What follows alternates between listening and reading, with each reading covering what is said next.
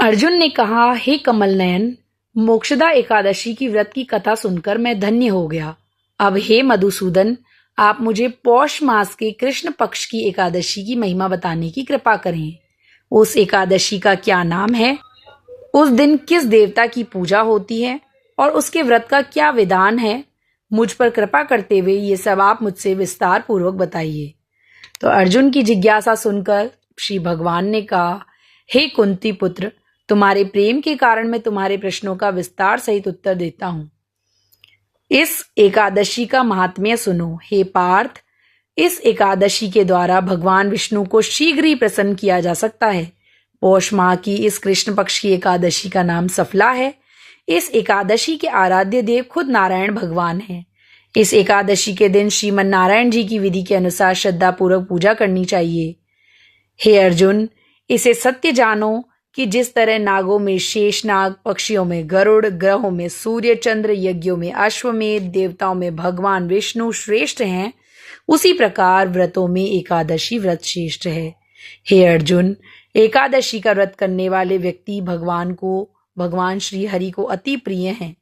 इस एकादशी में नींबू, नारियल, नैवेद्य आदि अर्पण करके हमें भगवान नारायण की पूजा करनी चाहिए।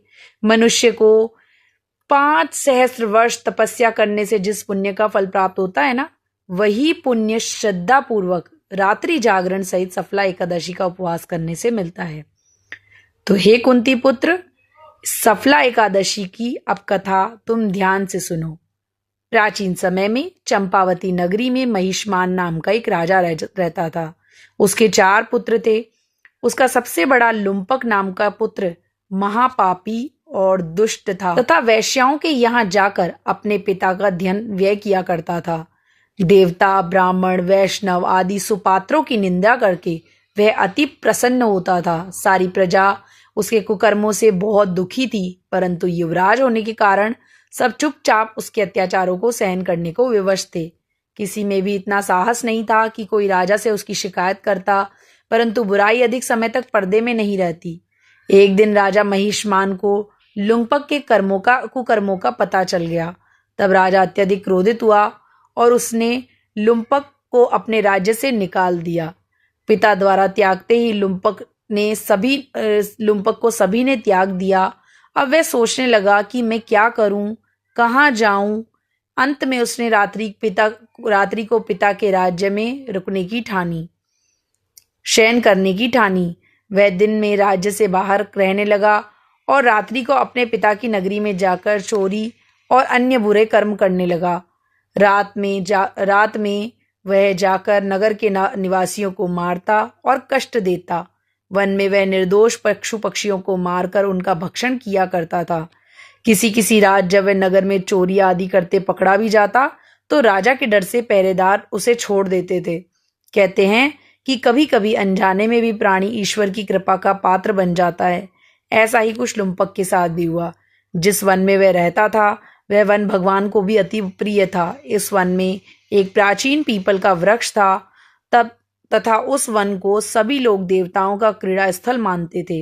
वन में उसी पीपल के वृक्ष के नीचे महापापी लुम्पक रहता था। कुछ दिन बाद पौष मास के कृष्ण पक्ष की दशमी के दिन वस्त्रहीन होने के कारण लुम्पक मूर्छित हो गया। तब सूर्य के तपने से उसे कुछ गर्मी मिली। जब दोपहर में से कहीं होश आया और वह अपने स्थान से उठकर किसी प्रकार चलते हुए वन में भोजन की खोज में फिरने लगा। उसी दिन वह शिकार करने में असमर्थ था, इसलिए पृथ्वी पर गिरे हुए फलों को लेकर पीपल के वृक्ष के नीचे गया। तब तक भगवान सूर्य अस्ताचल को प्रस्थान कर गए थे। भूखा होने के बाद भी वह उन फलों को न खा सका, क्योंकि कहाँ तो वह नित्य जीवों को मारकर उनका मांस खाता था और कहाँ फल। उसे फल खाना तनिक भी अच्छा नहीं लगा, अतः उसने उन फलों को पीपड़ की जड़ के पास में रख दिया और दुखी होकर बोला, हे ईश्वर, ये फल आपको ही अर्पण है, इन फलों से आप ही तृप्त हो। ऐसा कहकर वह रोने लगा और रात को उसे नींद नहीं आई। वह सारी रात रोता रहा। इस प्रकार उस महापापी से अनजाने में ही एकादशी का उपवास हो गया। उस महापापी के इस उपवास और रात्रि जागरण से भगवान श्री हरि अत्यंत प्रसन्न हुए और उसके सभी पाप नष्ट हो गए। सुबह होते ही एक दिव्य रथ अनेक सुंदर वस्तुओं से सजा आया और उसके सामने खड़ा हो गया। उसी समय आकाशवाणी हुई कि हे युवराज, भगवान नारायण के प्रभाव से तेरे सभी पाप नष्ट हो गए हैं। अब तू अपने पिता के पास जाकर राज्य प्राप्त कर। जब यह आकाशवाणी लुम्पक ने सुनी तो वह अत्यंत प्रसन्न होकर बोला, हे प्रभु, आपकी जय हो। ऐसा कहकर उसने सुंदर वस्त्र धारण किए और फिर अपने पिता के पास गया। पिता के पास पहुंचकर उसने सारी कथा पिता को सुनाई।